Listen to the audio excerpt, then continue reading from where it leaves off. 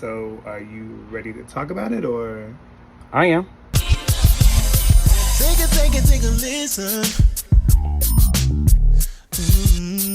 Need to say what we so different. In your ear or on your screen. The only place you need to be. It's the reason Monty.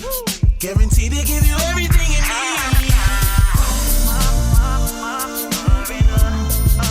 You're about to get a little You're about to get a little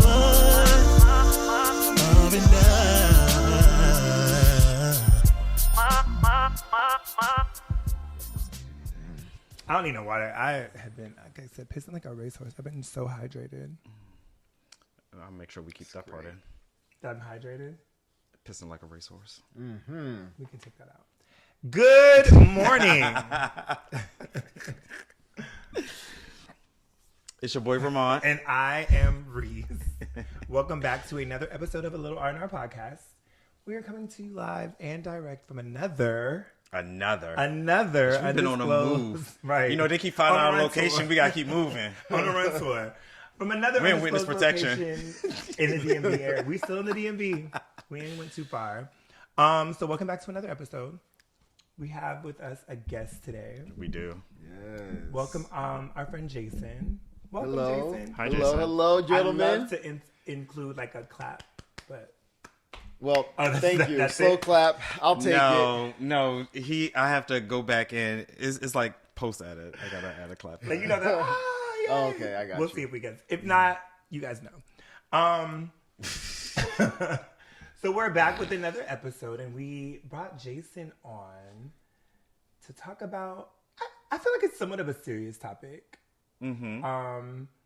But of course, as always, we like to just have a conversation, keep it light, not too crazy, not too aggressive. We never gotten aggressive on air. On air. Key words.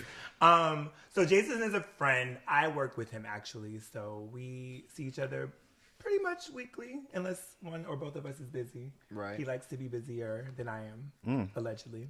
Wow. A little bit He at just, work. Yeah, he's Reese, a don't busy- attack the guest. Attack is not no. It's like he's- right out the gate, He's right? busy. He's a busy guy. Well, if we're gonna attack, what have you said that this About- has been a long time? Wait, has it been a? What did you say? Well, yeah, this has been a long time coming. Because why? Because of delay and Do you see what he- cancellations Do you see what he and would- everything delays. like that. Yeah. He said, "Is Ramon gonna do this because what's up?" But we're here now, so that's what's most important, right? We Yeah. made it. It's The happening. Positivity. I love it. Yes. I love it. So we're here to talk to Jason. Well, here to talk to Jason. We brought Jason on to have a conversation about police.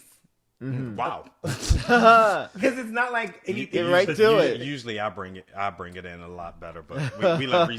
Okay, so my segue into it is we're here to talk about that's what God don't like ugly. It's Sunday. it's Sunday, and God don't like that. You do it then. Let's hear your introduction. I say we're here to talk about the police. I wasn't prepared. We're here to talk about the police. We brought Jason on today to discuss policing in the current state of America. I'm sorry. We brought him on to discuss being a black man as a police officer In America. in America. So we came to talk about the police. Okay, So and I'm okay with that. I can speak to that. you can speak. Okay. Yeah, I can so tell speak us. to that. You want to give us Is that your your area of expertise? Wait a minute. Yeah. talk about? So you Give a little backstory of how you became an officer. So, for me, it was one of these childhood dreams type of things. I did not want to start with that. I was going to ask, like, were you like when they said, do you want to be a police officer, Yeah. a doctor, a fireman? wait, Like, you Yep. said you didn't want to start with that. because I thought it was it's just so like cliche, like that's what you see like when they come to the Yes. school and everything like that. Right. Like, so I didn't want to assume and apparently That was exactly my story. That was exactly my scenario. And whereas as other children, they get older and they find other things to be interested in, it stuck. And I'm not sure exactly why it stuck, but it did. And yeah, so I knew from a very young age that like I wanted to be a cop. Okay. So that's So what about it intrigued you? Yeah. If you could go back and like, what was the first thing that you were like, yeah, this is what I want to do, and then and then when you became older, was it that same thing that intrigued you, or was it something else that you were like, no, this is why? So I thought it would be fun. Okay. That was the main thing. Yes, like the primary thing. I was like, this looks like it would just be fun and exciting and interesting. Interesting is the word. Yeah, and that was really my draw to it in the beginning. Mm-hmm. And then as I got old enough, because when I say young, I mean like 5 years old, right. I wanted to be a cop or whatever. So as I got older and I started watching like cops in the reality TV shows surrounding police, and I was like, oh, this actually does look like it'd be fun in real life. Yes. Okay. Yes. Okay. And then as I got older and I started to learn more about like the benefits that come with being a cop, and you can retire relatively early, and you make okay money depending on where you work in the country. You make okay money. Like basically, you can build a life off of doing this kind of work as well. Okay. And then also I learned that there's not too many jobs you can have where you have an immediate impact on somebody's life. So, like, as a cop, it's like literally when people are at their worst, when they're having their worst day of their lives, that's usually when they pick up and call 911. And typically, the police are the first people to get there. You know what? Those three careers, like when they say like officer, a doctor, or a fireman, like those are the, like you said, impact or their worst part of, like those are the three careers like right there that you think about. Yeah, like doctor, the police officer, or the fireman. Yeah, like, wow, right, okay, right. Okay. So I like that the system very early on. Guys. Yes, it is now conditioning. Conditioning. So yeah, I was like, okay, well, this seems like if I wanted to help people, which I did wanna, and I do want to help people. This is also a way where it's immediate. Like I don't have to wait to see the results. I come, you call because somebody's breaking into your house. I come, and if somebody is in fact breaking into your house, I fix that problem, pretty quickly for you. Or if you get into a crash and you're on the side of the road and you need somebody to help you, get out of your mangled car or whatever it keeps me be. Like I come and get you out and provide immediate aid or whatever before EMS gets there. So that was another draw to the career. Okay. And we may talk about this later, but I know like or if you can explain the difference between like, okay, there's a police officer, there's a sheriff, and then there's a state trooper. Like, are those, how I'm looking at three different departments in a sense, is one over top of the other? Okay, so as far as it depends on what we're talking about, because if we're talking about as far as just jurisdiction, okay, like where they can do their job, okay, like like for example, we're using Maryland as an example. You have the Maryland State Police, right. So they have jurisdiction throughout the entire state. Okay, but probably depending on where they are in the state, their day-to-day job may be different than a typical police officer who works for a police department or a sheriff's department. So like, for example, the state police, at least around here, they mostly just do traffic. So they'll be stopping cars. They'll be taking accident reports. They're not going to show up to your house if you call 911 because your spouse is, because that's the state police. I wouldn't expect the state police to show up. Right. So, but in some places though, the state police do that job. So like usually in rural areas, that's where the state police will. And maybe this is in my head. It's gonna sound crazy because it sounded crazy when I thought it, but it's not like when you go to McDonald's, right? Wow. And you work in a shift, and they're like, okay, today I'm on fries. Oh, not today. No. I'm on sheriff duty today. I'm No. on state It's trooper. not like No. so if you're Too like funny. so wait, a trooper is someone that does like ticketing and stuff. Typically, yeah, that's their state job. trooper. That's their responsibility. Yep. Who is the people that are the like answer the domestic calls? 911 officer. So that would be like somebody who works for a police department Okay. or a sheriff's department also can Because have that. depending on have the that type service. of town, you could have a sheriff versus the police department. Exactly right. Got it. Yep, Okay. exactly right. So if I'm in Yeah. a rural area, I could expect A royal? Rural. Yeah. You lucky it's a human between us. It is an entire human between us. You equated them to McDonald's, so let's not. Right. Not equated. No, I was just looking at it like schedule. So then, okay. Not a schedule. But the dispatchers, that's their job. That's their job. Like that's So, okay, so within policing as a career, you could do a lot of different things. But it's Like, almost like having a specialty then. yeah, so but everybody starts out on patrol. So no matter like what agency you start out at, if you're doing law enforcement like out on the street, like that's where you start before you become a detective, before you can do SWAT team or They just throw these people out. or crime Go scene. fix these problems. You know, Yeah, you gotta start. You gotta Yeah. start at the bottom. Start it from the bottom. I would have then thought I'm here. maybe because a that's the dispatcher, but I guess it foundation. is- Dispatchers are civilians. Oh Yeah. You Dispatchers are just- civilians. I want to do that. I want to call and be like, y'all need to get to this house because this Hurry shit up! is going- They yelling. They call me back, bitch. Is you coming or what? Okay. So I didn't realize that. I didn't realize they weren't police. Yeah. Interesting. I Yeah. didn't know that. Dispatchers are Learning. civilians. So back in the day, they used to be cops, but they pay civilians less money to do that kind of work. And you don't need really to be a gun carrying, badge toting cop to Take calls. Yeah, to take calls or to dispatch the police or whatever the case may be. Okay. So yeah, it's not a bad career. Okay, so you jumped in. You wanted to do it because you wanted to be for and help the people, Yes.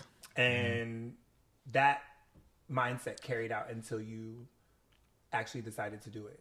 Right. Absolutely. Yep. So, because I knew exactly what I wanted to do early, like I set my life up. I joined the military right after high school because you got to be 21 to be a cop. So it's like I have this window in between 18 and 21 that I can use my time wisely. So that's kind of where the military thing came in. And then literally, Pause. Did you come into the military? Did you go into the military as a cop?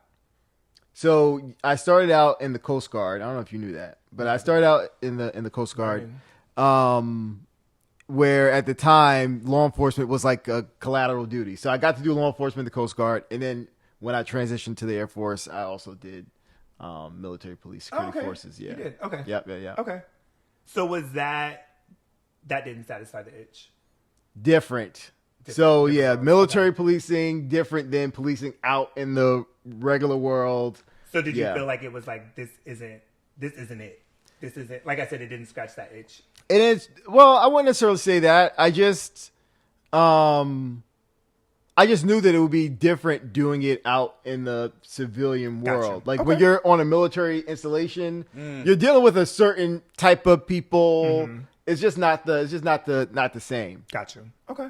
It wasn't like where I said I thought it was going to be fun and exciting and stuff like that. You don't get that on a military base, that kind of stuff. I feel like military base. cops, just military cops in general, are not like.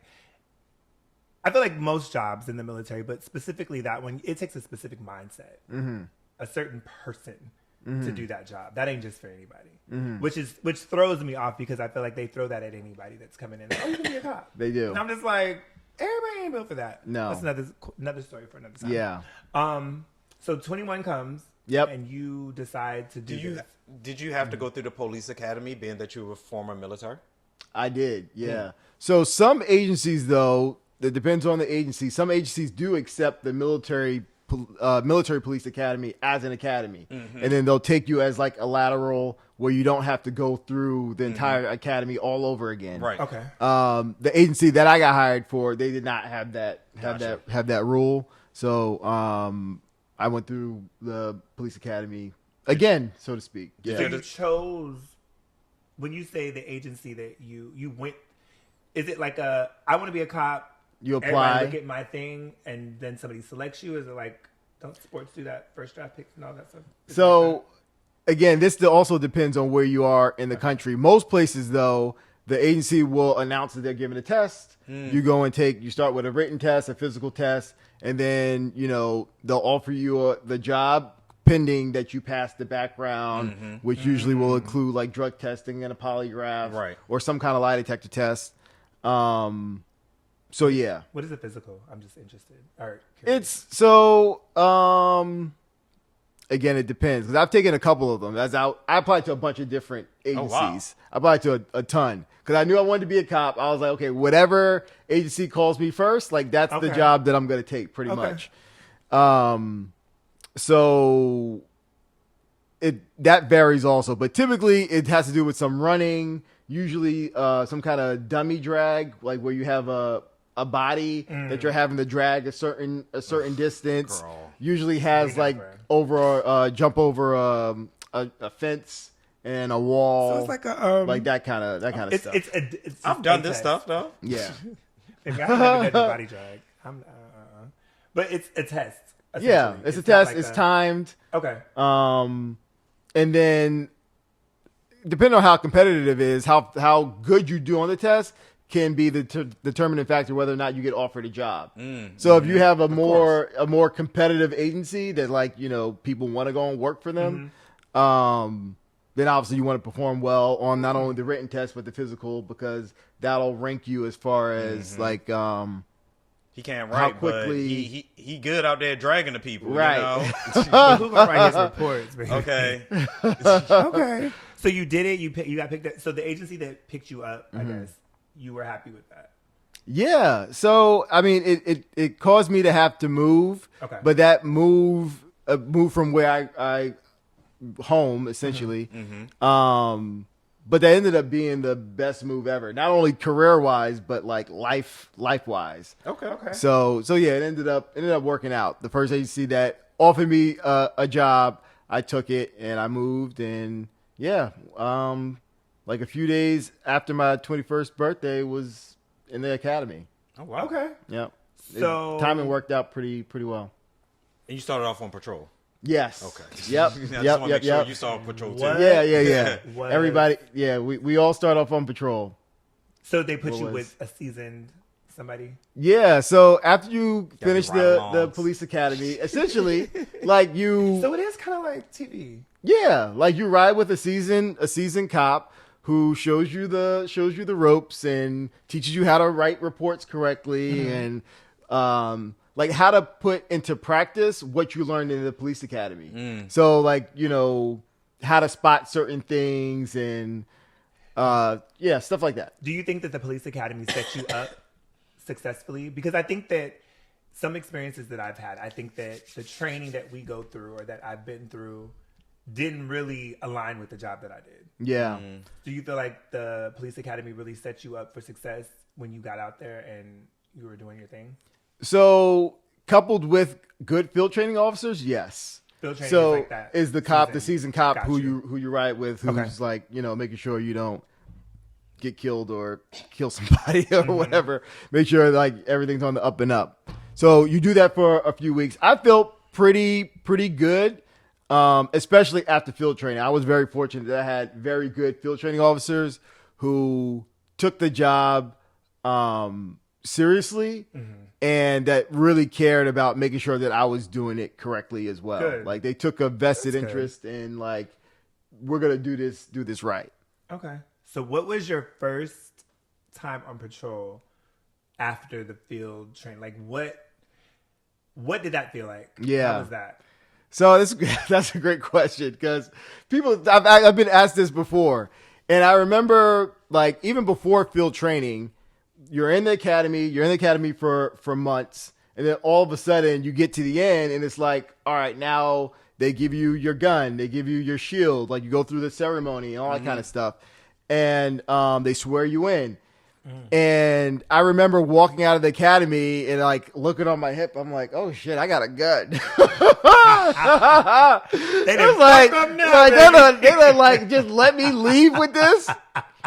And I'm just like, do you take it home every day? Yeah. Okay. So it's yours. But I remember just thinking like, oh my God, like, okay, I'm actually the police now. But it didn't really feel real.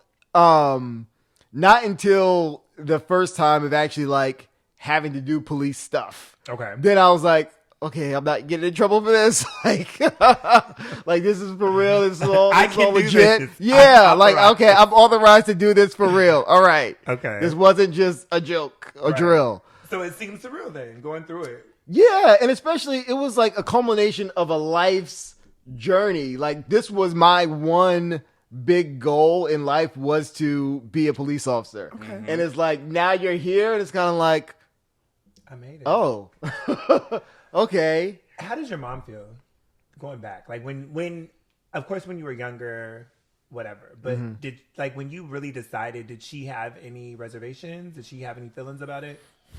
So because I wanted to do this for so long, they had kind of gotten conditioned to the idea. Okay. But doing it in practice is definitely different. And every once in a while, she'll share with people, like what that feels like as far as knowing that you have a child who's out in harm's way every day. Mm-hmm. But I think what's interesting, and my grandmother was also very much so,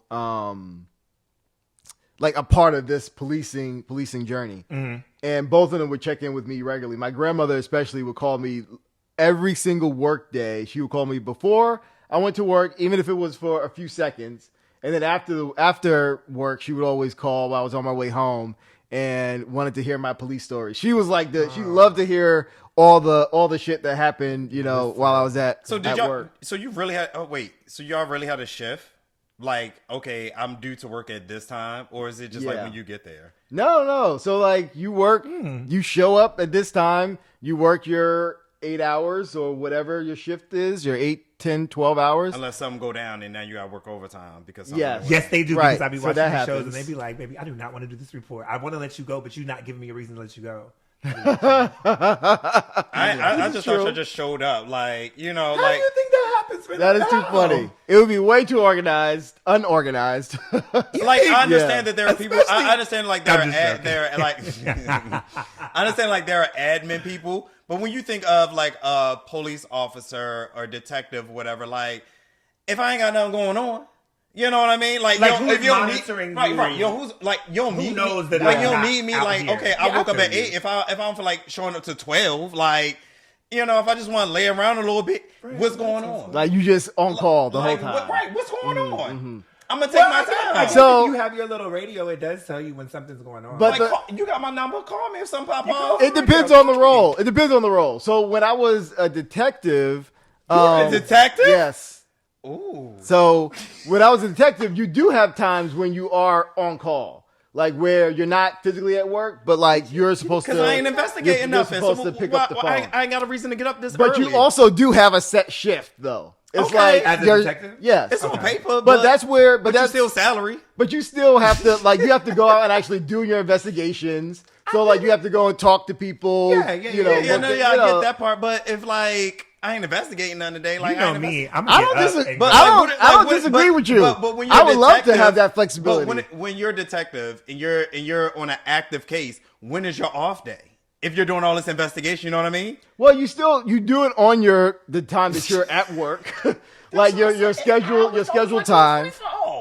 I never thought that. I ain't never thought that's like, funny though. That's interesting. But no, on patrol, detective, though. Detective. It's a different. It's a different role. I'm not gonna get up. I'm not gonna be 7 to 8. Did you have like a little suit situation? You have to wear a suit. Like 90s? You had to? Yeah, have to wear a suit.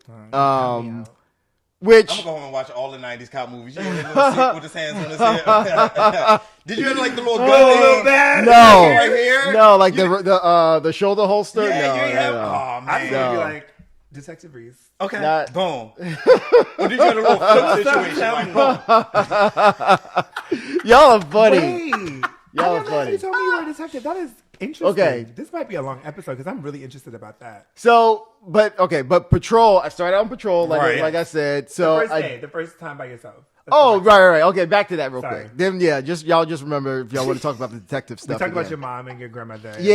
Okay. So I remember the first time that, that I actually, when I was by myself after field training, where my first arrest, I'll never forget, it was for trespassing. Oh. And we were on a foot post, me and a couple of my classmates that we graduated with, Foot that I post graduated is with. like- Literally you're walking around. Like Okay. they drop you off and you're walking around in this neighborhood or whatever. In a neighborhood? In a no. neighborhood. Oh, Yeah, that yeah. sounds dangerous. In a neighborhood? In a neighborhood, Oh, yes. no. Mm-mm. A neighborhood? That sounds crazy. To A me. I've never neighborhood. been to a neighborhood and just saw police walking around. Apparently, I that have. used to be a thing back in the day. Like back You in knew the that? day, cops used to just walk around, in the community.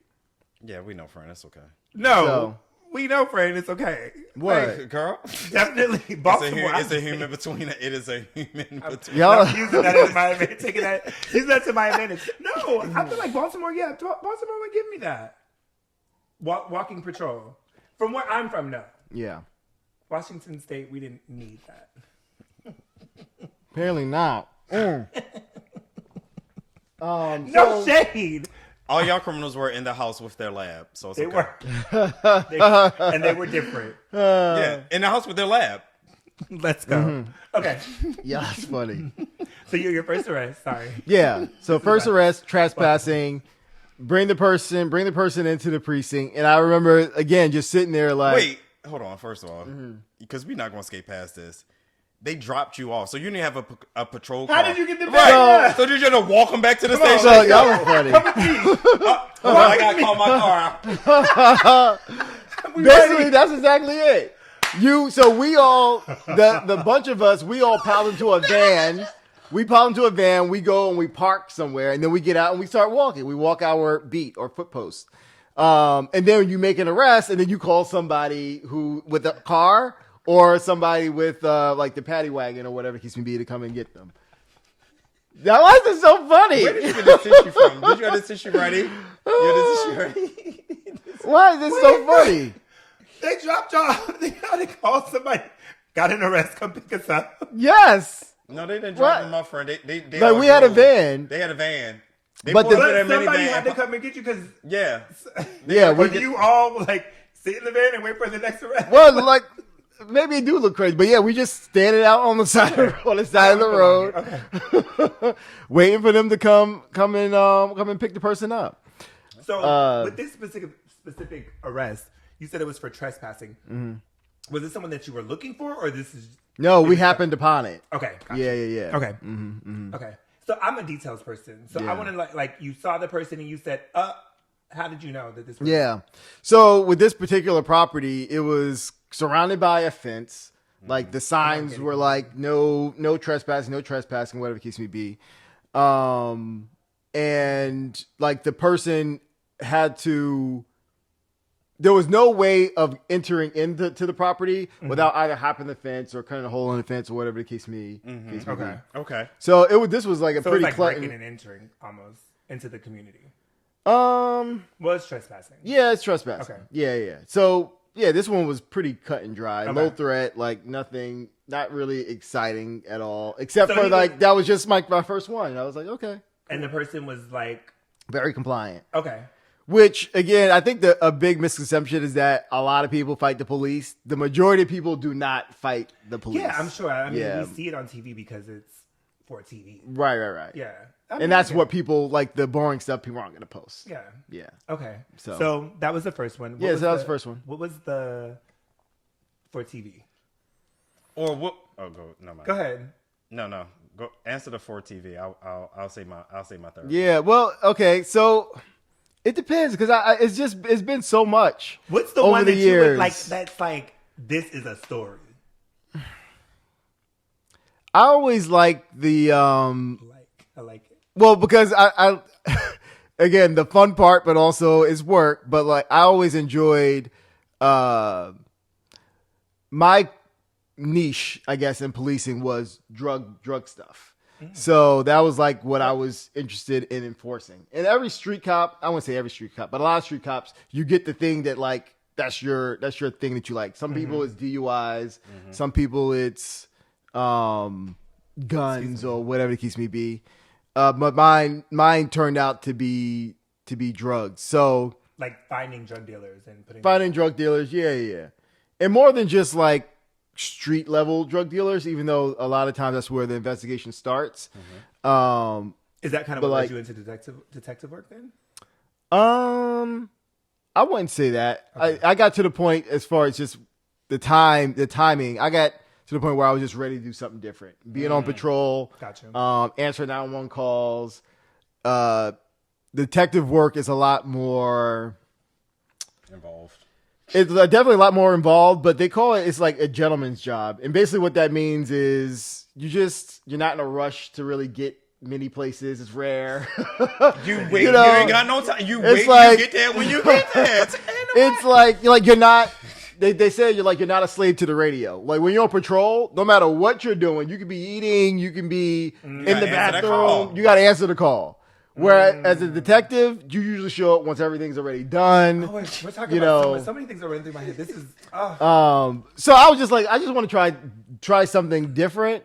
And to be honest, like, so detective, and then I got promoted to sergeant, and then I go back to patrol. But the detective work, I enjoyed it, but I actually learned that I liked being in uniform, like on the streets more for me.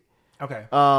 But the cool thing, and we might be getting a little bit off topic, but the cool thing about being a detective was you get to follow a case all the way through. Whereas when you're a cop on the street, you take the initial report, and then that's pretty much it. You may not know. Yeah, you pass it on to the detective. Yeah. If you don't make an arrest in that moment, but a crime actually did occur, it gets assigned to a detective to investigate it. But aren't you done after you arrest and take them to the patrol or not patrol? Holding? Like who? Like as a street cop? Yeah. So you arrest someone, don't you take them to where they get booked? Yeah. And then you're done, right? Once you pass them off to them? For the most part, yeah. After you write your report. I'm making sure that the TV that I watch is... Yeah. Oh my God. After you... I'm like, oh, okay. But obviously down the road, you'll have to go to court, maybe, if they don't plea or something like that. Okay. That's what I don't be hearing about. So there's more work that comes down the road. But as far as just like street cop, you show up, like for example, a domestic. You show up to somebody's house and there's evidence that, somebody has a black eye or something like that. There's things are broken all over the place. The person who did it is there. You'll make an arrest right then and there. You'll take them to the precinct. You'll write a report. That's what I was thinking. Yeah. And then you'll take them to the jail, or someone else will take them to the jail or whatever.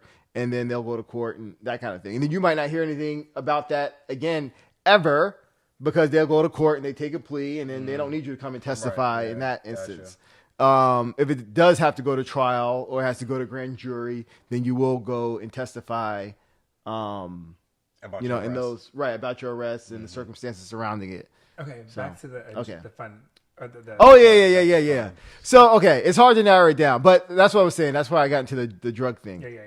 So anytime that I could chase a car or chase somebody on foot, I find that fun, especially when it's both. So you want to jump out the speeding car and it's like it's an adrenaline rush. It's an adrenaline rush. So I mean, I've had many of those kind of scenarios. So it's hard to pick just one. Let me see. Well, okay, so I'll tell you one. This was when I was in field training still. So I was riding with a seasoned officer, and he was very squared away, like sharp uniform, polished shoes, like tailored to the nines. Like he was very much so. He loved his job. And he also happened to be family as well, if you know what I mean. But if you know what I mean. Allegedly. Yeah. So, but like super, very, very by the book, very squared away. But with this particular situation, we're driving around. I think maybe we were doing some traffic stops and stuff like that here and there. And then we hear over the radio somebody who he knew, who I eventually got to know. But they come on the radio and they say, like, radio, I got one resisting. So that, like, piques everybody's interest. Yeah. So it's like, okay. And then the dispatcher, which the lifeline to a street cop, the dispatcher is very, very important job.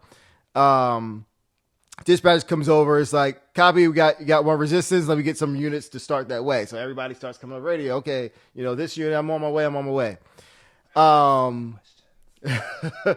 So we're driving, speeding now, lights and sirens, going through lights and going around or whatever. And we happen to be the first car to pull up. Like, and now the cop who said that they had one resisting, they hadn't responded since that first one because now they're fighting. It's an assumption.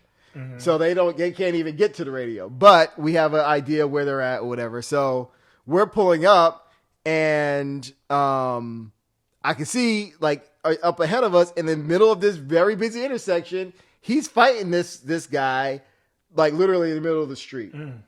So we pull up, obviously, jump out. Just as we're jumping out, and a lot of this stuff is why training and stuff like that is important because some of this stuff is very much so muscle memory. But we jump out of the car, and as soon as we do, we're running up on them. The guy gets loose and starts taking off running. So said, this is my chance. Yeah, bitch. I'm like, woo! Let me out. This is so much fun. Oh my God, guys. Thank you for letting me be a part of this. Look, I got it. And I'm the young guy. I'm right out the academy. I'm 21. I'm 21 years old. So it's what was interesting is I saw where the cop who was fighting initially, I saw where the bad guy and him went. So I go that way. So as soon as I in the back of this parking lot where they run is like a tall wall, like concrete wall, and that guy can't get over the wall. So he turns around and he takes up a fighting stance. So again, this is my first time witnessing anything like this for real, and I was like, "Wow, okay." So smooth and almost instinctual, the cop who was originally fighting this person pulls out his pepper spray, sprays him, and if you've ever been pepper sprayed, it's horrible. Yeah. But the guy ends up reacting to the pepper spray in the way that he should, the way that you hope that somebody responds to pepper spray, and I'm able to help the main cop put this guy into handcuffs, and that was it. Okay. So what reminded me of that scenario in particular, one of the earlier situations, but I remember when I got back into the car, I thought like my field training officer was gonna like high five me and like, you did a great job. As soon as he gets in, he's like, "Where were you?" And I was like, "I was, helping out the other officer over here, he's like, "You don't split up for me."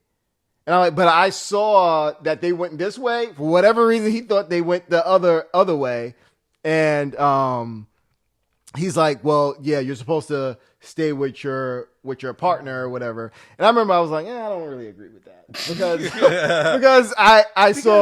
both go the same way. Right. And I know that they're actually this way. Yeah, like, what sense is that? Got the cop. Right.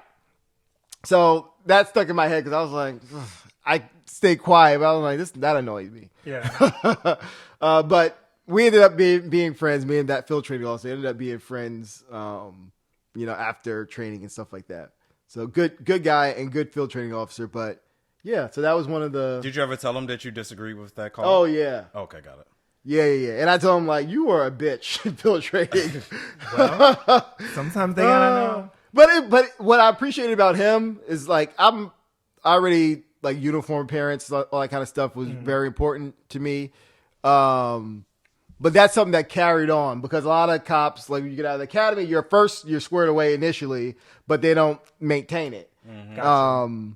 But from him, like I learned that it's important to look the part, as as well. Like Yeah, forever, for sure. indefinitely. Okay, these are just quick. So the dispatch thing, right? Mm-hmm. So when I'm watching the shows, is there training to understand what the fuck all that? Like, it just sounds Yes. We're like about to get a dispatcher. Yeah. I want to be. show. I want to Yeah. be a dispatcher now. I felt because now I can be a civilian, but you said it don't pay much. Yeah, it's not bad. It depends on the agency. So you got to shop around and see. Because and retirement see. is coming up. Yeah. I'll be on the bitch. They is over here. The girls are fighting. No, I'm just joking. Because dispatchers, it's more than just. They also help to like they'll have up maps and stuff That's like what- that. that was the next question I was gonna They'll like now police cars they have GPS, like radios have GPS. So if you're not able to respond, the dispatch responsibility is to get people to you where you're at. So that's why I say like they're the So lifeline. they can see where you are. They can see where you are, or they can see where your car was. Okay. You know, depending on the technology that your agency has. But So that would make sense because my other question was going to be how when they call out for these people need help, how do you know who needs to respond, or does everybody go? so it depends on like, and that's why you have to have all this in your mind. So depending on where the incident happened, you'll have cops who are assigned to work in that particular area. If you need more people to be in that area, then you pull them from other places, or you pull them from other precincts, And that's or the you pull them. dispatcher's responsibility. Yeah, absolutely. Okay. Yeah. Maybe not. So it's a but and then dispatchers they work both sides. So for the agencies that I've worked for, they not only do they handle the radio side of it, talking to cops, but they also handle like the 911 calls, talking to civilians. Okay. Yeah, and they rotate. Okay. But yeah, Did you have a question? I did. Shit. 2 questions. My first one: have you ever gone undercover? yes, like plain clothes type of stuff. Yeah. Like infiltrated, like somebody's. Oh no, not that level. No. I feel like Like what you do? Just like going to a place as a customer or something? like that kind of stuff. Secret shopper. Yeah, like They're stealing. or stupid secret shopper. I want you to infiltrate the gang and like Oh. be one of the members, like Yeah. and work your way up. Okay. No, no. Okay, I feel like I'm I'm not. watching FBI shows, Yeah, I'm I feel sorry. like I'm not. We have like there are cops who do that kind of stuff. I feel like I'm not cut out for that kind of work. Not you gonna blow your cover. Yes. At least you know that. I'm Yeah. glad. Okay, at least you know that. Second question. Was there ever a particular day, arrest, or whatever the case may be, where you was like, I don't want to do this shit no more? That's one of my questions. Or you came home like, tomorrow, Fuck this job. you came home and said, to whom it may concern, Yeah. today is I my am final done. day. Okay? Take Here's this my gun motherfucking and gun. badge. I don't want this shit no more. So I can't say that. Not from something that happened at work. I felt that way because of like leadership. Okay. Leadership has sucked, and it's like I got to get the fuck out of here because Yeah. these Okay, people I are can see that. horrible leaders. But as far as the job itself, I've had times where it's where I'm humbled, but also like the gravity of what we're doing, like the consequences of what the job is. I had a few times where it's hit me like, oh, you know, the consequence to this could potentially be death. You know, so I've had that before, where you know it makes you kind of, because when you're young and you feel like you're invisible, you might do things that are not as safe, you know, or it might be a little bit reckless. Right, yeah. But when you have those scenarios where is a wake up call, it's like, oof, okay, I need to be a little bit more careful and safe about this stuff. Have you been shot at? Yeah. You had a vest on. Yes. You took a So bullet to always the vest? no. Oh, thank God. No. Ooh, tomato. So You had to duck real quick or something? ducking, absolutely. And that's something that you really can't prepare for either. Yeah. It's like, I don't know. It's a surreal feeling, but it's also one of those things where and this is why, and people in the military who've been in combat and stuff like that, they kind of feel a similar thing where when you're in this really high stress situation and you make it alive, on the other end of it, like just this euphoric feeling that you get of like, wow, I could have died, but I didn't. And see, I'm not that mature. I I'm don't so want it. serious because I've been like, bitch, they almost took me out. That would be why I'm not doing this. I'll be ready. That's too Oh close. my God, call my mama. They almost took me out. I can't. I'm off for the next 4 days. Look, do not call me. Do not call me. Get somebody I'm not else going to back do out it. there. It was this close. My nerves would be See, bad. I'm not. See, clearly, I ain't got the training because That is too I'll be funny. back there laughing. They shot at me. I ain't did nothing. Did you see me on the ground rolling? Rolling, girl. I said, "Freak it up." I was like, ooh, Okay. I was scared. So you did the patrol thing and then you went into the whole detective work. And you said you really, how long did you do that? Did you do that? I was a detective for 3 years. Okay. I feel like that would be fun. I would love Detective to be a Yeah. work? detective. I'm too nosy. I want to piece everything together. I want to make sense of the whole situation. I just want to interrogate you. I just want to sit you down with the spotlight over top of you. Play good cop, bad cop. I want to slam it. Listen. I want to be the good cop that turns bad. They'd be like, okay. Good cop that turns bad. I want to be the one that talks it out and be like, okay, now cut the shit. Like, I know that you That did is too this. funny. I know you did it. I saw you. I saw the cameras. So let's tell the truth. Oh, you don't want to tell the truth? Fuck it. Juju? Yeah. What car? The black car. What's the motto? Black. Y'all want to get first 48. I love First 48. Yeah, it's a great show. But YouTube, But yeah. the YouTube shows are amazing. Most of the detective work is not that fun. It's boring. I believe It's it. because you're dealing with like people who steal from the fucking Walmart. Those are cases that you get. You're getting people. My cell phone got stolen, and it's like all of those are cases that you I'm get that thinking you have bigger. Yeah. Like no. cartels. Not the So, Walmart but shoplifter. even- but Girl, exactly. Call loss prevention. Don't call me. But even as a detective, like you start out as like a general detective before you specialize. Just like everybody starts out on patrol. It's the same thing. Like you start out as like a general detective, then you can move to homicide or narcotics or vice or Now I gotta help whatever. this lady find her cat. Exactly. Girl, get a new one. Let's go to the shelter together. Okay. That baby is gone. And if she come back, Honestly, get in the car. We're gonna ride around and find you one because it's one out here. It's one out here. specifically in my neighborhood, the cat lady is on the corner. So what would you say is the biggest misconception? Because there's a lot, specifically with cops. But what would you say is the biggest misconception in general about cops? Not putting a spotlight on a location or anything like that. Just in general. I think one would be that we make the rules. And this is something that I really want people to understand is that politicians are the lawmakers. The police enforce the law. If the politicians didn't create the laws that are on the books, the police would not be enforcing them. So a lot of the problems that people have with the police, I feel like is misplaced often because, for example, people are like, you shouldn't be stopping me for whatever. This shouldn't even be a thing. That's not anything that a police officer can change. That's your responsibility as a citizen to vote in people who will change the laws and get rid of the laws that you don't like, that you don't think are fair. I see it. But like the police, they're law enforcers.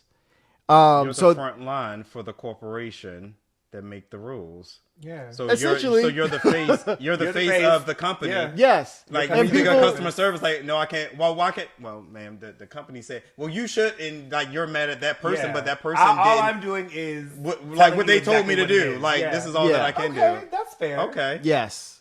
So I think that's the biggest thing. In that, we do have laws can change. Laws can be taken off the books. Yeah. Like if you think some of this stuff is bullshit, call your politicians who are creating the state laws or whatever the case may be, and tell them like, there's no reason why, I should be stop for having a headlight out, for example. Like if you don't think that that's a legitimate reason to be stopped by the police, the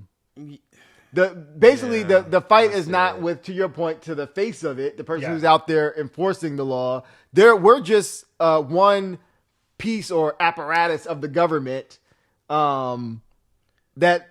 And I guess it's because, like, I'll stop you for a headlight, but now, because I stop you for a headlight, now I'm also running your name and your license through the system to see if you have a warrant out, policy, and now now you're getting arrested for that. So it's like, you pulled me over for this only so that you could check all this other stuff type of situation. And I hear your point, but I think that the point is a busted headlight is against the law. Mm-hmm. So I'm not pulling you over to further find out anything. I'm pulling you over because of that.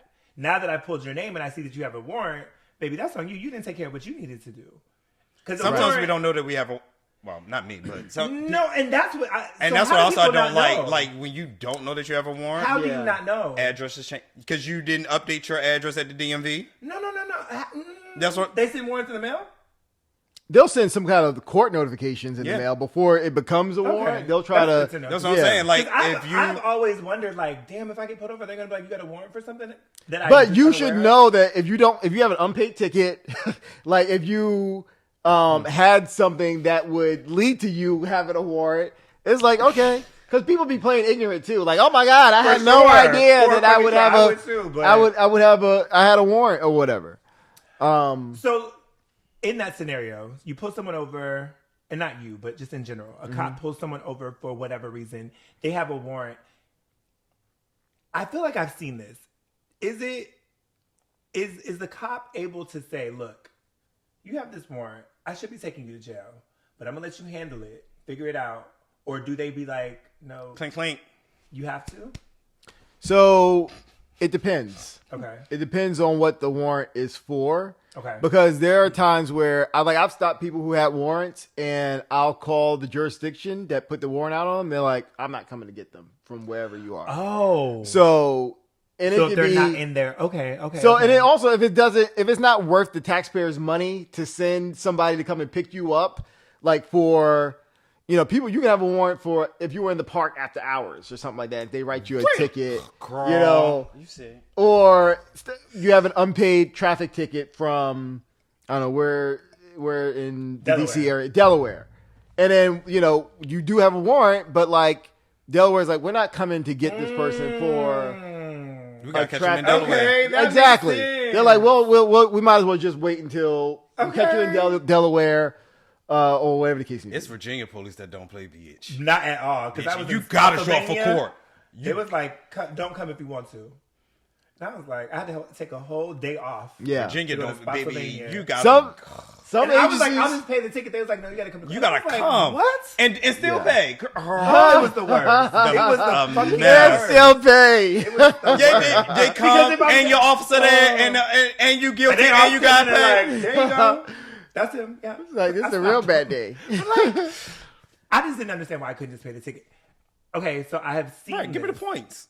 Why do cops, when they pull up on the scene, or they pull someone over with my ceiling, they come and they touch the back of the car? Yeah. Is that in case the car pulls off, and they like? That does mean something, doesn't it? Yeah. So 2 reasons.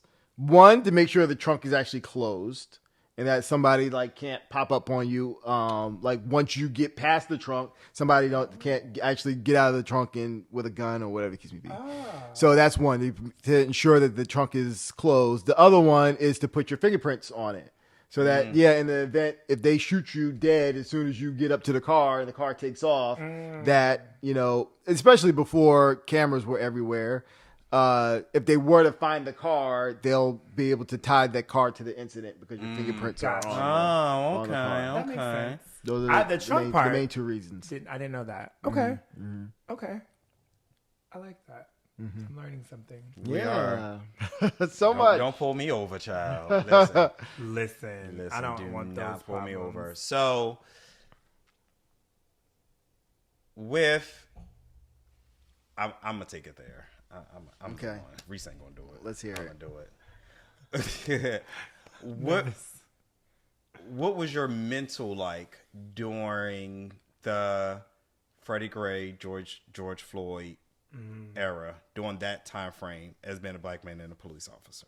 Yeah. And how was like your mental and your day-to-day work within your precinct and so forth? Yeah. So that started to all happen at the beginning of my policing career. Oh, wow. So like I don't remember really a time where that kind of wasn't part of my experience policing, because we like it kind of, I feel like it kicked off with Trayvon Martin and and then we had the other incidents. So it started to be where people would say something to you, like you show up to a call and people would I don't know, they'll have something insulting to say about you being a black cop and like how could you, you're a traitor, like that kind of thing. Did that affect you at all? Generally, no. Okay. There's only a handful of, because I know that they don't know me. Right. They don't know Jason as a person. They know they're talking to the uniform and what I'm representing. Got you. So I never let that really sink in. Fair. There's only one time that I had my feelings hurt. And I can tell you that story later. But there's only one that I can recall. I was like, that kind of makes me a little sad. But yeah, so it definitely, it makes you think, and it made me evaluate like what people were saying, how could you be on that side of things? Like knowing how they are and whatever the case may be. But I know that my presence at certain scenes, in certain interactions with people, it matters because I'm coming from a black experience. Like I can see myself if I'm dealing with a black person and going to a black family's house. Like I can see myself, my family, my mother, my brother, my sister, my cousins. I can see them and the people that I'm interacting with, and that creates a certain level of empathy. Whereas I feel like with some of my white counterparts, they feel that same kind of connection in their communities and things like that. But it adds a certain level of, I don't know, I guess just familiarness to the experience. Being black and being a cop and being able to pull from my own lived experiences to help me to figure out like, all right, what's going on here? But yeah, it weighed on me, and I did have to sit and evaluate, like, am I part of the problem or am I part of the solution? And it really depends on what you do in your day-to-day job, or whether or not you're doing it right or not. So I've always been just very by the book, just as far as like I really, even as far as stopping the car, like I don't take that lightly. Like stopping somebody from doing whatever they were doing in their day, that's a very serious thing to me. So like when people are upset, for example, because they're getting pulled over, like I get it. Like I'm stopping you from going to work or to the grocery store or wherever it is you were doing in your life. I'm interrupting that. Yeah. And it's like, okay, I don't take it lightly. And I also don't take it personally, but it's like, all right, we'll make this interaction as quick. And you were speeding, you know you were speeding, and like, and I feel like a lot of times, because I'm on the fence, right? Like I think that there are good cops, right? I think that there are cops that, and I don't even say good cops. I think there's cops that do their job and they're there to do their job. Yeah, I feel like there are cops that are agitators, malicious, and I have 2 stories. I just feel like there's those two.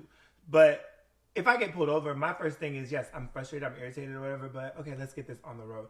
I don't want to do the prolonging and like, just give me my ticket is how I be feeling. But there are times that it's, and you know what, like, question I hate? Do you know why I pulled you? No. But I feel like there's a science to that. Yeah. I feel like there's a science to that. And I don't know if you can I personally don't ask that question when I stop cars because, again, it adds to people's frustration, I've learned. But I've had cops, like some of my field training officers, they would say, oh, ask that question because people will sometimes volunteer things that you didn't even realize. Like you stop, honestly, I stopped you for a brake light out, and then I actually do you know why I stopped you? And you're like, yeah, because I went through that stop sign. I was like, oh, okay, you went through the stop sign as well, No. So you potentially you can volunteer something that I wasn't even paying. You told on yourself. Yeah, you told on yourself. You gotta tell me. Or if you, because I got all this weed in the car and you can smell it. You smell me going down the road. No, actually, it was because okay. No, I ain't telling on myself. Don't ask me why you. Why did you pull me over? What do you want? Like a lot of cops do not like being asked why somebody pulled them over. I don't think cops don't like to be cops asked. Don't. Yeah, like when you come into the car, somebody's like, "Why'd you pull me over?" Especially before I had a chance to tell they're saying the person in the car asking the cop why you pulled me over. A lot of cops don't like that. Why? But you pulled me over. You pulled me over. I should have the right to ask you. You have a right to ask, but I'm just telling you, they just don't like. They don't like it. Let me ask. So you should have asked your question before I asked my question. Because you was going to ask me, do you know why? And I'm going to say, why did you pull me? So it's whoever get it out first. I'm a roll. Why you pull me up as soon as they get out their car? What was the question? Because it's why are you here? Yeah, it wasn't. Why did you pull me over? I don't understand. That's not wrong. But them not liking this is crazy. Again, it's part of your job. But it's gotta.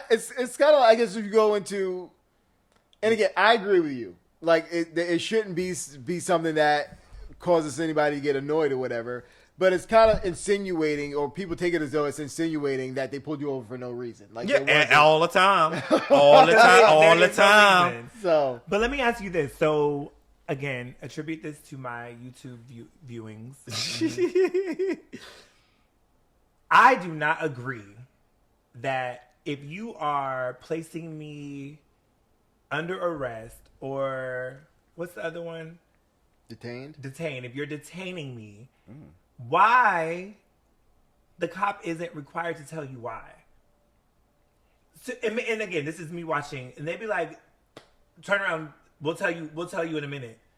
Tell me now. Why? If you're putting me in handcuffs, I feel like I have the right to know. I think they have to tell you. Yeah. No, they don't. So and I'm only saying that they don't because of the YouTube. Yeah. But I think they have to tell you. So it depends. As far as when I tell you, it depends. Okay.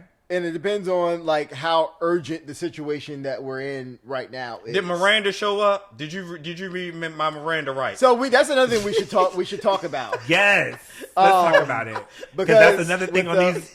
I'm gonna start sending them to you, Frank. With Miranda, because people assume they have to tell you Miranda all the time in every scenario. We watch too much TV. A lot of TV. But hold on. What was the person you said?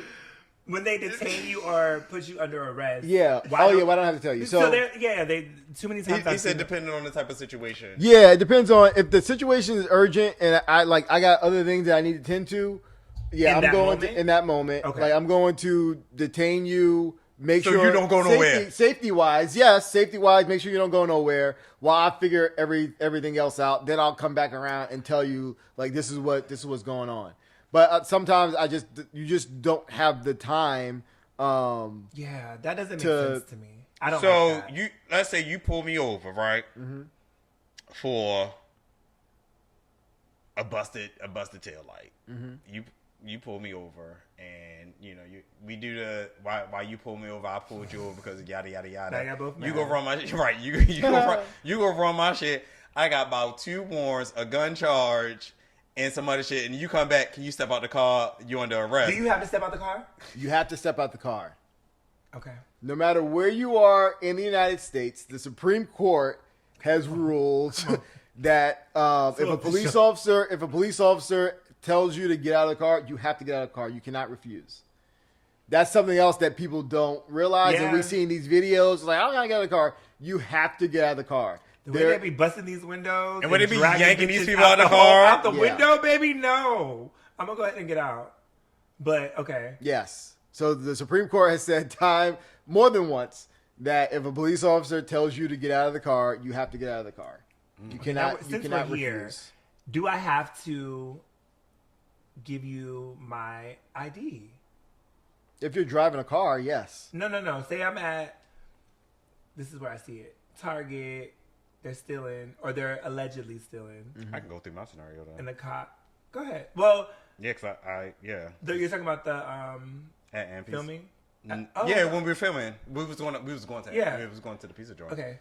Well, y'all have heard this, but Ramont's gonna give it to Jason so that Jason can assess, The situation. not assess it, but But as far as Give some the ID piece, so If this I'm can driving. also depend on where you are as far as like what the state laws are. Mm-hmm. But for the most part, if you're being charged with a crime, you would have to identify yourself. if So- I'm being charged, what do you mean by? So like even on a traffic stop, for example, if you can't identify, like I've arrested people who I couldn't figure out who they were.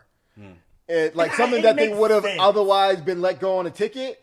If I can't identify who you are because you don't have no ID, you're Now giving me you- a name and I'm running it, nothing's coming back, like all of that, I'm like, okay, yeah, I'm not playing no games. Because I don't know Okay. who you are, I get what that. you could actually be hiding. So yeah, this is just like not using a turn signal, but you're going to jail, so we can figure out who the hell you No, are. I think when you're getting pulled over, that makes complete sense. But I'm like, if I'm out and about and I fit the description, and you're like, "Hey, can I talk to you? I need your ID because you fit it." I'm just like, "No, here's I feel like I would give you my name, but why do I have to give you my ID? Right. Well, So that yeah. that goes to the scenario. So we were leaving filming. We're in downtown DC, leaving filming, casually dressed, and I guess the description of the person that was busting out windows was a white shirt and jeans. Okay. So me and my friend have on button-down shirts. Mine is white with a pattern. I think his was just a solid long sleeve. Mine was short sleeve. His was long sleeve. And the first cop stopped us, and she let us know what the description was, and we gave. And she said, "Can I see your hands?" Because apparently the person was busting out windows with his hands. And she was like, "Okay." She's like, "Okay, you guys are good. This, that, and the third, yada yada." And as we started to continue to walk, and once we got to the corner, like five police cars pulled up, and then another officer was like, "Give us your ID," and we was like, "For what?" She cleared us. Why are you here? Like, what are we doing?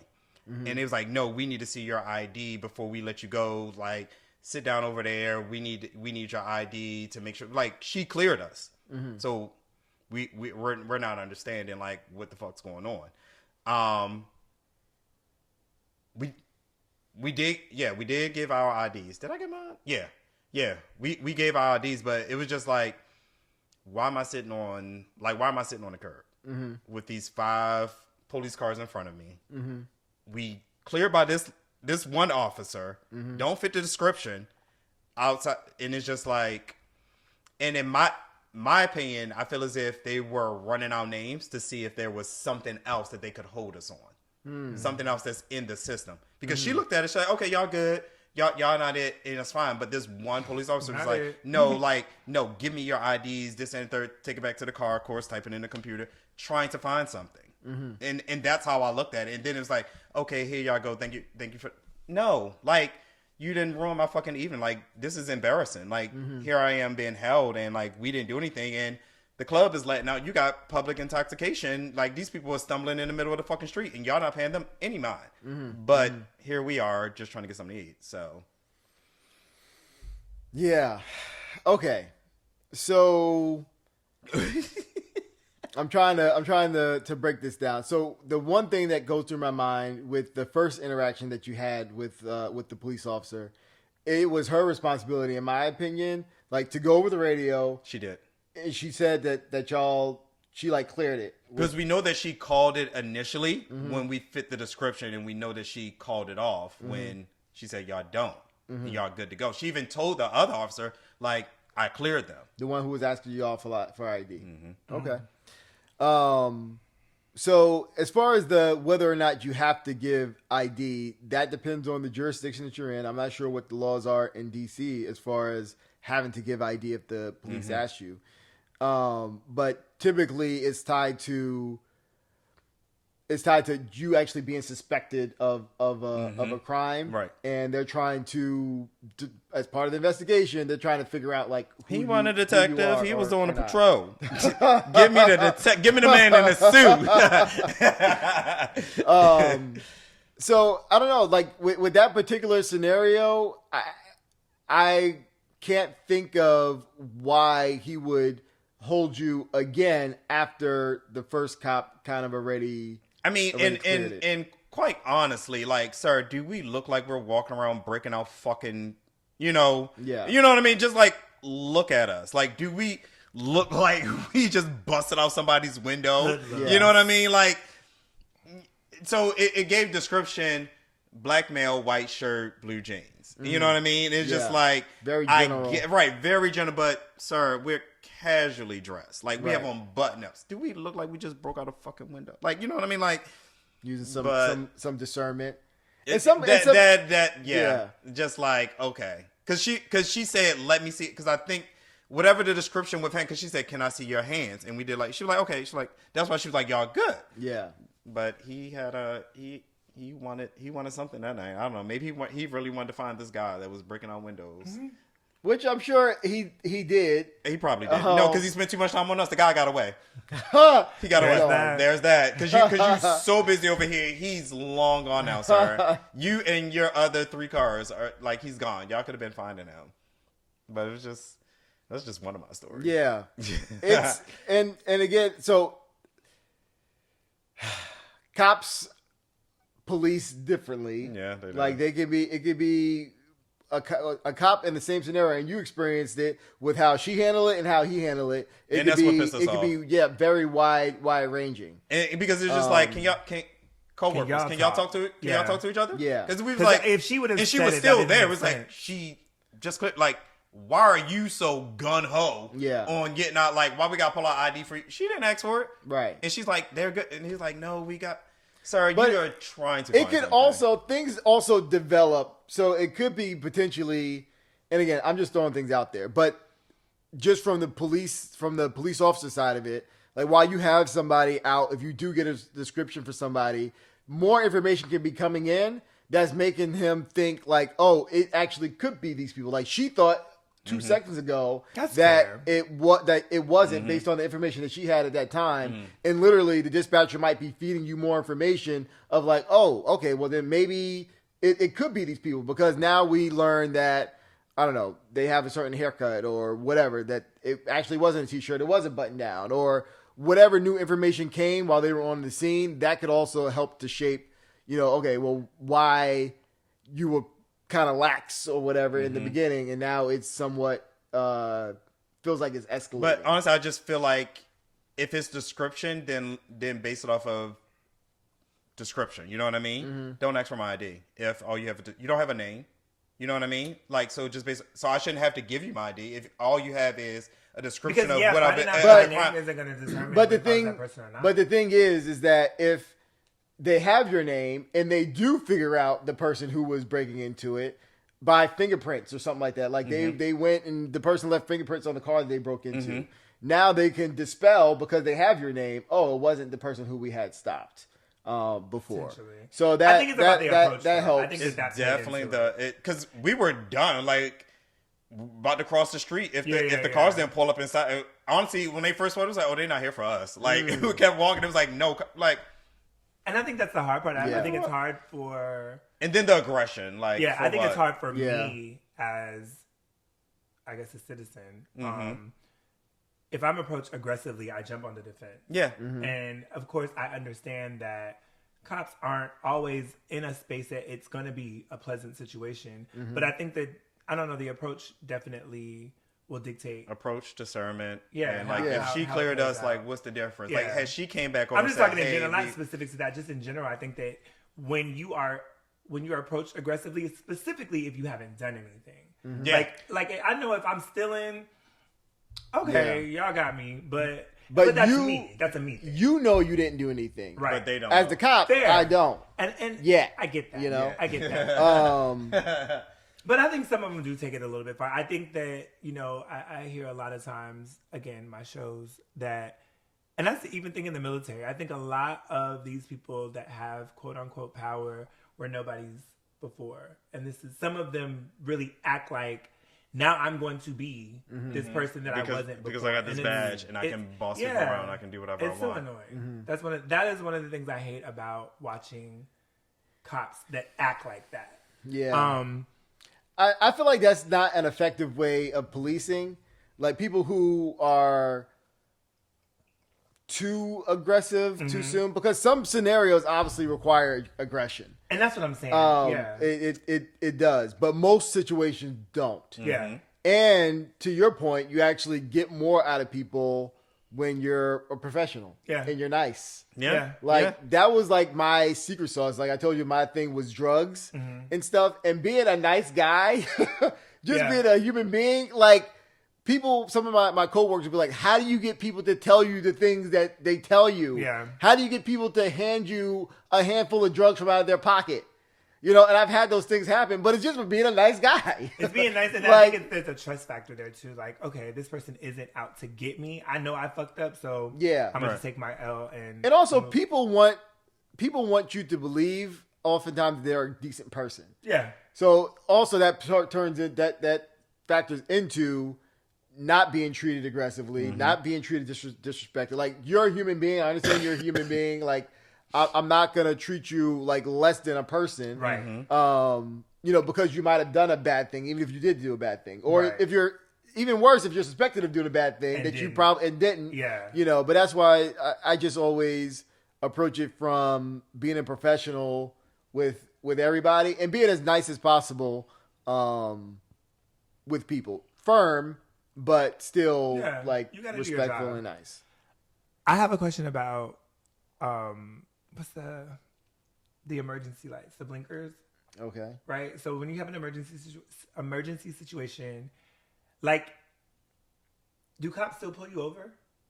I feel like you can still be pulled over. What do you mean? Like when you have your blinkers on, your emergency Your hazards? Your Oh. hazards. That's right. Yeah.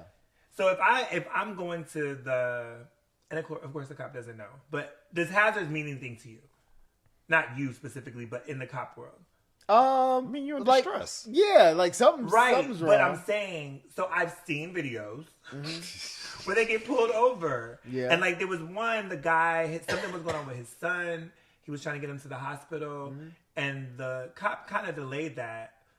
But he was a nice cop. He explained it, but it's still, I was just like, what they ended up doing, if I'm not mistaken, is they called the ambulance to the scene. Right. To handle it, which I got that. But I'm like, obviously we know people will use hazards. I have been guilty of using hazards to get through traffic, like with friends. We were my God. trying to get where we were going, and we was like, baby. So, which is exactly why you should still be pulled over, because that doesn't make it okay.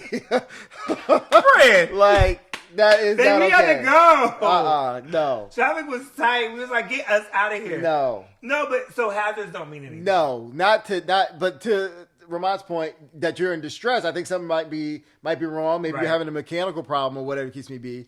I'm But talking about driving with them on. Yes. Like, I would put on my hazards if my tire is flat and I'm trying to Yeah. make it to the tire shop or something like that. Yeah. Like, that's why my hazard would be on while I'm driving. Yeah, but I'm not going to automatically think if you're going through red lights and your hazards are on, they're like, oh, there's an emergency. That's not going to immediately run Really? through my mind. No. I'm gonna chase you. As a cop, I would I would follow you with my Really? lights on to figure out Yes, your I would follow. hazards. Yeah, Your yeah, yeah. hazards are But on, so I have to would figure be out why like- they're on. But I'm not going to pull you over, I don't think. But like people, What are we anybody, gonna do? Ride on the I'm side gonna of follow you? I'm going to follow you. and then like literally it Either could be way. a you who's just trying to Hold get on. through traffic with Hold on. their friends. Thank you guys and so much putting for listening everybody- to another episode of A Little R&R. But this is Jason's first and last number. No, that's true. I get it. But And we pull up to the brunch spot, Right. Because I had to exactly. chase your ass down. Yeah. give me my ticket so I can go enjoy my brunch. Because I had to get here. My reservation's gonna be canceled. Like, I waited 2 months to get You here. know how it is in I was DC. like, come on with me. Come have this meal. Matter of fact, pull me over and now you gotta go with me to the restaurant and explain why I'm late. Give me my reservation It's back. like you could take this ticket as proof. Right. Okay. Show me So time. hazards. What else? I feel like I had other questions. I don't know. I mean, all the body cam videos that you be watching. I am addicted and I enjoy them. There was one. So the guy was arresting someone, got into a struggle. The body cam came off. Okay. And so, and again, I get it, but I don't. I feel like cops can be so aggressive. It came off. Some random guy picked it up. Of course, you can't see everything that's going on, but you can kind of hear it. The guy picked it up, and what I interpreted, he was like, "Okay, I got it for whenever the cop comes back." So he comes back. Don't you ever pick up my shit again? I was just like, "Why are you going off on this man?" Because he picked up the body cam that came off of your uniform. Mm-hmm. He ain't take it off of you. He wasn't the one you were fighting. He was just a random guy. So it was just those aggressive moments. I'm just like, all he had to do was say thank you. Yeah. Appreciate you. Put it back on. Keep it moving. He went off on that man. If you ever touch my shit again, when are we gonna be in the same space? He's an angry cop. Yeah. And again, It's per person. yeah, Every person. For sure. and I it's think not that- and it's not right, and it's unprofessional. Yeah. And I always say this too, like in police citizen encounters, there's one professional in that scenario, and I think that it's a responsibility of the cop to remain the professional. And it's almost like somebody showing up to your job. Like if I stop you and like we're handling business on the side of the road, it's my responsibility to tell you the things that need to be done so that we can get through this. Just like if I showed up at your job and you work at the DMV or whatever the case may be. Like, I mean, I know everything as a customer to you, but it's my responsibility to make sure that we get through this interaction. Yeah. So, For sure. so yeah, it's never okay to me that a cop is unprofessional in a interaction with a citizen, because they pay our salary, like we work for the people, and I come First at to it. serve, then to protect. Yes, I come at it from. I think this helps me when I'm out interacting with people. I come in as like I truly am here to provide a service. Mm-hmm. Like that's my job. That's part of my job description is provide a service, just like any other municipal type of job. We don't like anything that's government run. It's always something there that just pisses the people off. Yeah. Even when I went for jury duty, the lady that was there like telling us like the steps and the stories and what we can do and can't, funny as hell. Told all the stories. Funny. I love that. I wanted to say just to listen to her talk. People in there, I hate this. I want to go home, complain and making noise.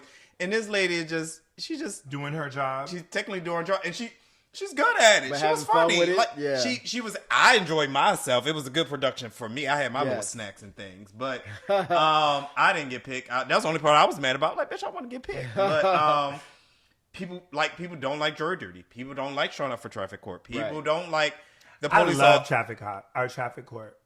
Going. I enjoy it. Baby, they showed me my video. I said, okay, I'm gonna pay this. No. I'm saying like when I've had to go, sure, but I enjoy just this. Just being there. Yes, I said, I ran that stop They'd sign. be like, no, I didn't do it. They'd be like, you'd be like, oh. But No. then the people that would argue, I just be like, bitch. Nah, At first it's entertaining, and then I'd be like, okay. shut Nah, the fuck up. homegirl walked around with her iPad. She said, "What's your name? Should I pay?" She said, "Here go your video." I said, "Oh, all right." And the judge would be like, much I "Did you owe?" see the video? And did you? Mm-hmm. Got it. Pay. Okay, got it. Like, let me go. Like, it was. I like bitch rolled up on me on the iPad. I can't fight that. You know what I mean? But It's on I video.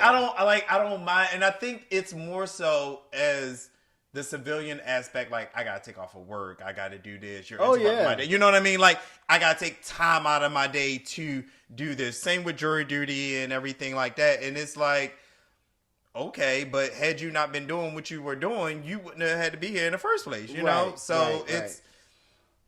Yeah, I mean, but state and government things always inconvenience everyone else, but people that's there that has to enforce these things. But like I said, it's the politicians and everything that make Yeah. the laws in which they have to enforce.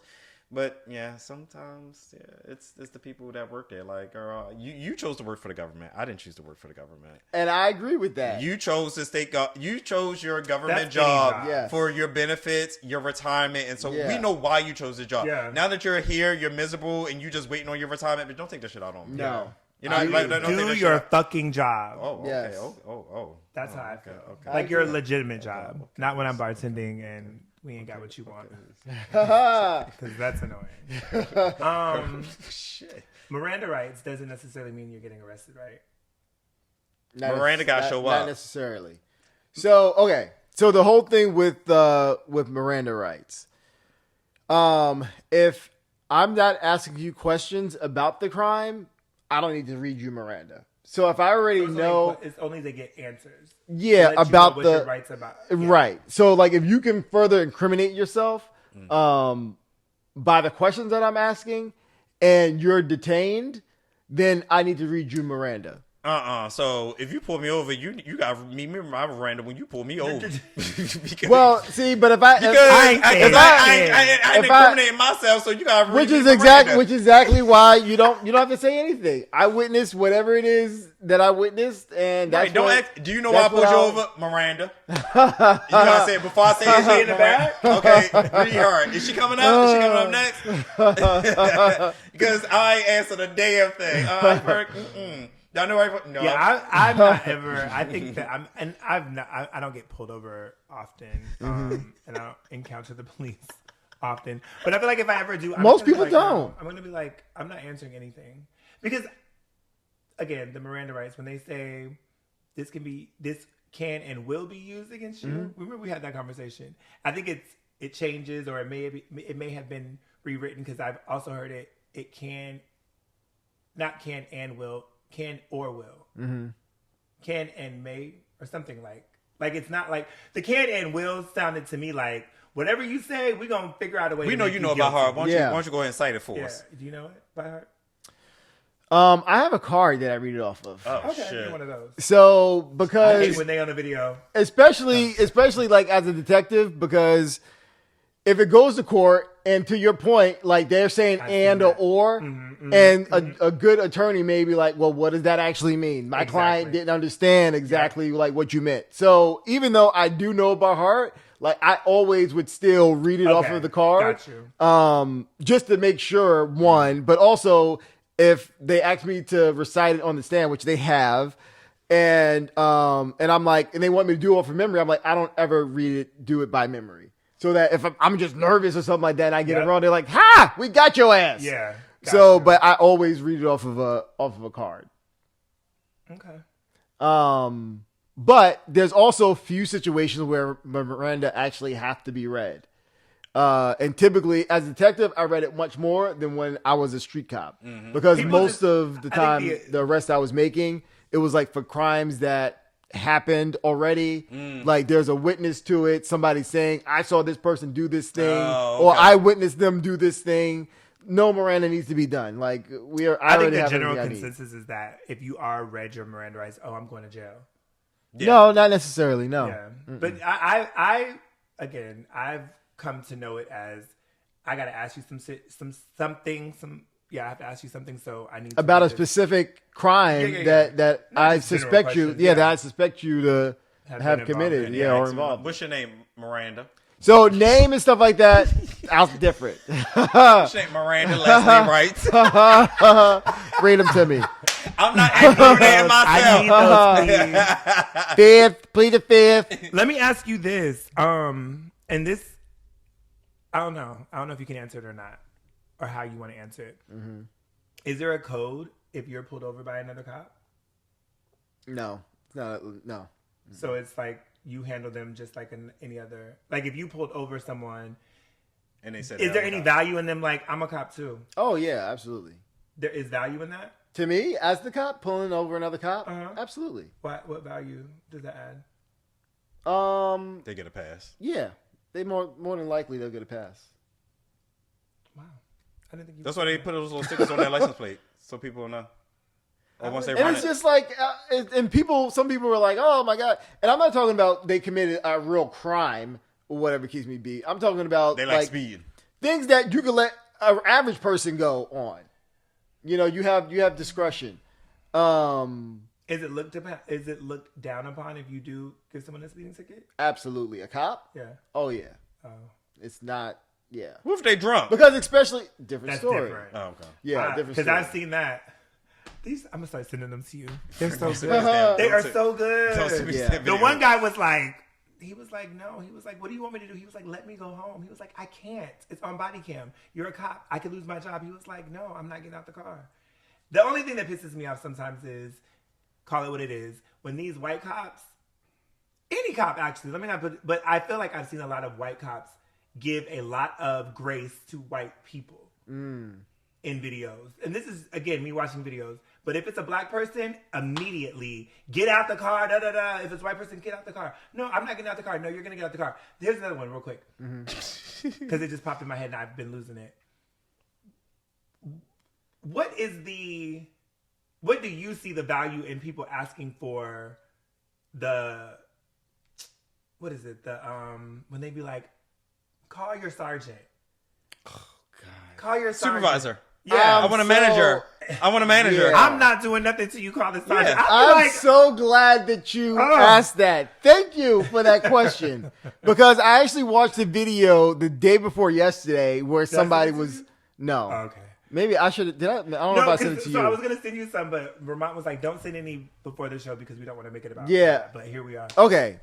Because people do think this, and this is why people. It's important that people know this so they don't get themselves hurt.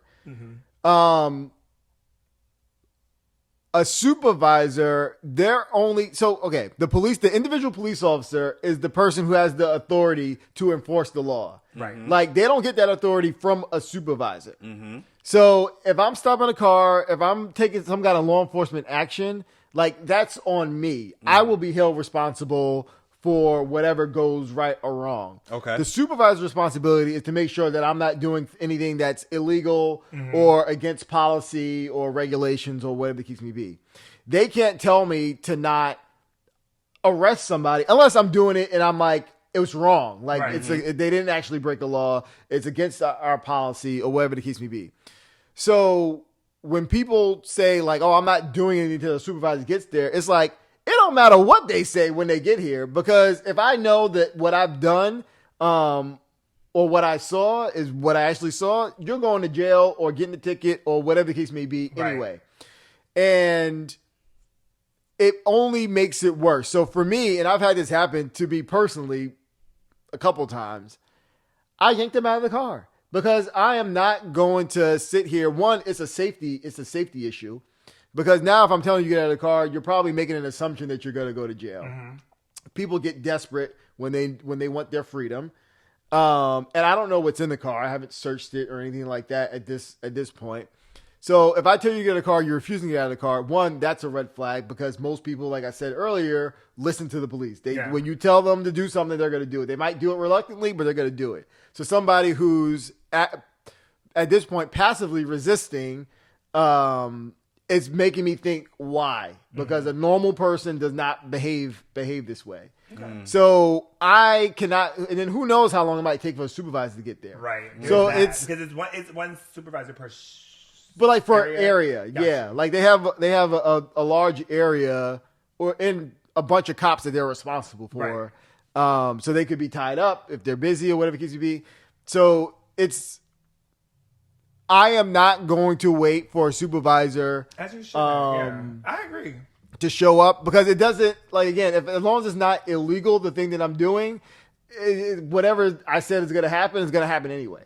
Because it's not the supervisor's responsibility. I think that's a misconception then, that they think that The supervisor's going to change the you decision. didn't pull me over. Now you're the supervisor and I can explain to you, this is what I feel like happened. This is what he did wrong. I need to And talk to okay. a manager. Yeah. That's what it is. I need to talk to a manager. Yeah. Yeah. Okay.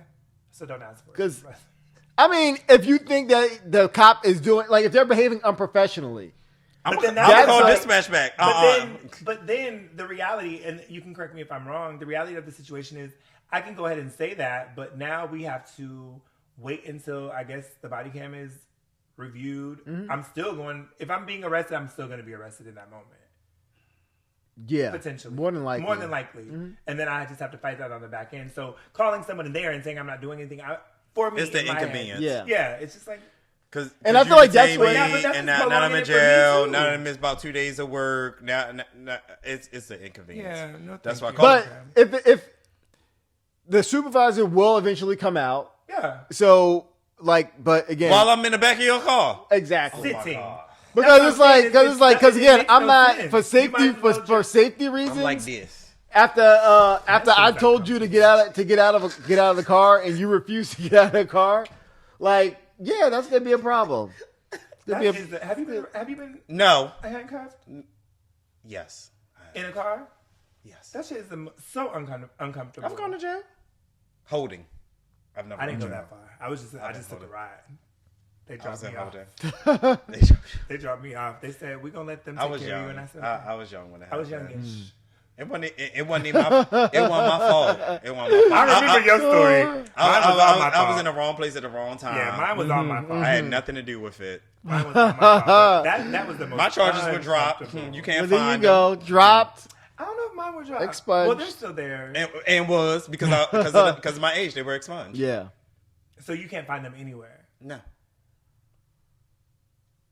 I wonder if I know it's still out there. Anyways, okay.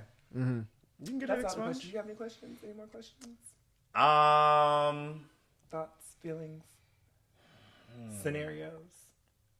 I ran through my most horrific scenario. That was my most horrific one. My other one was, I think again, this goes back to like officers just being agitators. It was DC. I was making a right-hand turn, and because in DC they have the bike lanes, but keep in mind it's 10, 11 o'clock, maybe 12 at night. So if I'm making a right-hand turn, you get closer to the right-hand side of the road to make your turn. And they pulled me over. And I had my water in the car, and I just, drink my water. When they stopped me, I was drinking. They was like, the first officer was like, are you drinking the water to mask the smell of alcohol? I said, what? He's like, Does water and he was like, never mind, don't answer that. And I was like, I wasn't going to ask. And he was like, pulled you over because you were in the bike lane. I said, and I was still had my Baltimore, my address was still in Baltimore. I said, I live in Baltimore. I said, we don't have these bike lanes. I said, so if I'm making a right-hand turn, like, this is what I'm used to doing. Here you go. You can see. And the second, third, like, he was like, oh, okay, like you're free to go. And it was like four police officers that got out of this car, all because I made a right-hand turn and I was in the bike lane. I guess they assumed like I was drunk driving or whatever. I was like, we don't have this in Baltimore, so this is what you do when you make a right-hand turn. Like in DC, like this is like the single lane. Like it wasn't like 1, 2. It was like the single lane. So as I came up to the light, stop closer to the right-hand side, blinker on, and made my right-hand turn. And that's when they pulled me over. And that was their reason for doing it. But when he was like, "Are you drinking the water to mask the smell of alcohol?" I was like, No. like, Because all my shit happened. The only thing in Baltimore was, so Baltimore had a thing where police officers would ride around in unmarked cars and plain clothing and just pop out. And they stopped me and my friends. They just pulled us over, like, and just jumped out and just like, okay, y'all free to go. And just like, That's weird. Didn't, like, okay, like that was about it. Yeah. So my experience with the police have never been good in a sense. Like, but do I think, are there good police officers? Yeah, I do. And I have family members that are police officers and so forth, but my experience with the police have never been good. And it's like, I've never done anything wrong in a sense. So it's like, everything has just been frivolous and just like, I feel like I'm just being harassed or picked on. So the one with the right turn, what makes you feel like that they shouldn't have stopped you for that one? No. Because He said why? What made you feel like they shouldn't have? He said it. Now, because it was if they're going off a DC law that I was in the bike lane when I did, Is that what he said? That's what he said. pretty much that's why you Yeah. were in the bike lane. But, sir, who driving the fucking bike? Like, you know what I mean? Like my right turn blinkers on. I stoplight, red, I Yeah. stopped closer to the edge and made my right hand turn, as you saw. So it's not like I was traveling the bike lane the entire time. I was here up until I got to this point and then made my right hand turn. So so it's just like you were in the bike lane, like when I came to my stop and before I made, like, you were in the bike. It's just like, Yeah, that would be because I'm like, So, what do you and this want? is, and and then again, and of course when he said, "Are you drinking the water to mask the smell of alcohol?" So Yeah. it's kind of like y'all really didn't have a reason to stop me, like, because you asked that question and then it's because you was in the bike lane, but I was making it like, so it's kind of like, so I'll tell you that, like, the vehicle and traffic law, it gives the police an opportunity to interact with a person. Like, so for example, Interact is an interesting word choice. well, because for example, like if you're driving in the wanted to bike see if I was a lane, drunk that's driver. which is they would that assume isn't that was that a that's drunk what driver. that's what you pay the cops to do, to get drunk drivers off the road. Fair.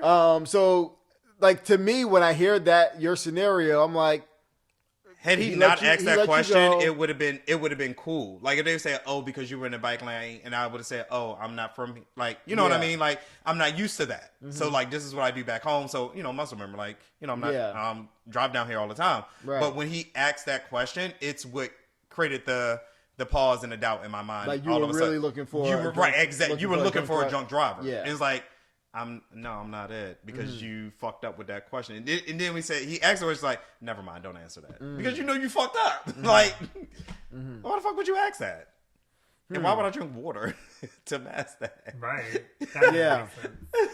That's the part that it makes sense to me. I'd have been like, yeah, I don't know. With that one, He fucked up. I He feel just like fucked up. He wanted to drink driver, but he fucked up. I feel like the Like, give me, like, if I was swerving or something like that. but no. driving in the bike lane could be looked at as like, this is something that you weren't paying attention because you. No, I saw it, but I think It that's the didn't- point. it didn't I matter. think- I think because I think you guys are defending your points. I think that Well, I guess, but the point that I'm trying to make, and like, kind of what we touched on way earlier, is that what's legal and what's within their authority to do, it's large. Like, there's a lot of things that the police can stop you for.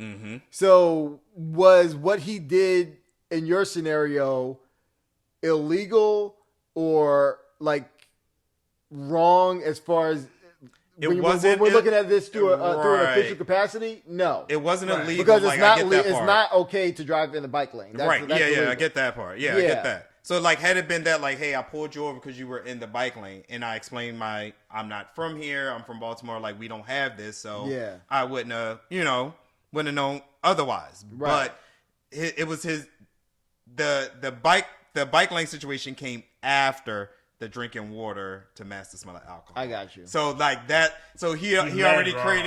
created the doubt right there. You know what I Yeah. mean? So Yeah. that's why. So like you were looking for a drunk driver, but you already fucked up because you asked that question. Then you told me don't answer the question, and then you told me why you pulling me over. So it's kind of like, okay, got it. Okay.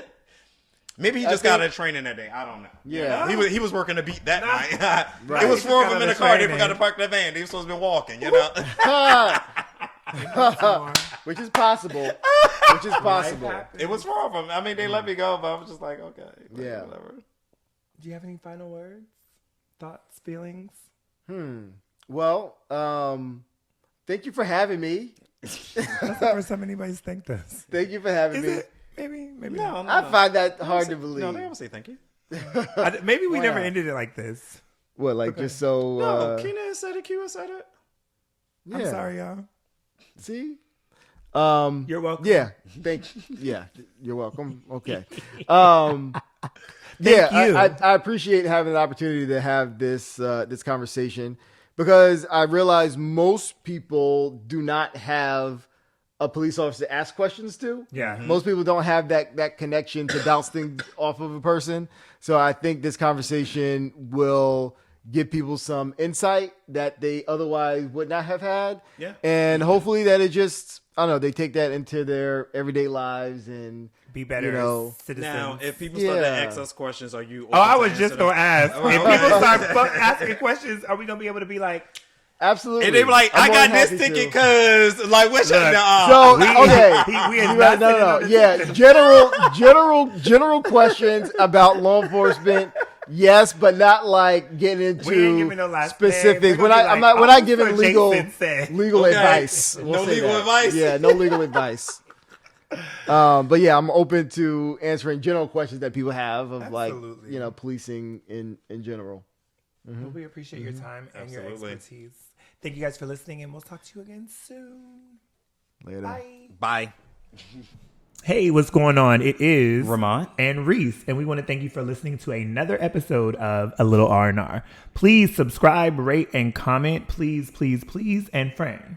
What's up? Where can they find us on the IG? At Allure R&R Podcast, and that's ALILRANDRPODCAST. But friend, what if they got like questions, comments, concerns, or like their humble opinion? What should they do? They should absolutely reach out to us via email at ramontandreese@gmail.com. And as always, guys, of course, thank you so much for listening. We love you. We appreciate you. And of course, we're going to talk to you real soon. Real soon.